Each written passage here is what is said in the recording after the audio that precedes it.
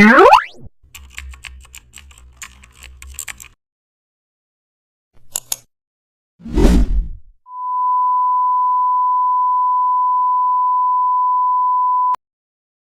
back to the channel. Don't forget to like, share and subscribe for more updates.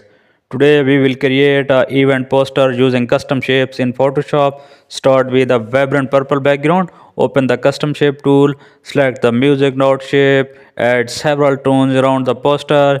Change each notes to color to neon sides. Now choose the circle shape and place it behind the text area. Reduce its opacity to create a soft glow and also add a star shape for extra sparkle. Position them randomly for a natural effect. Insert a wave shape at the bottom. Fill the wave with pink to add energy.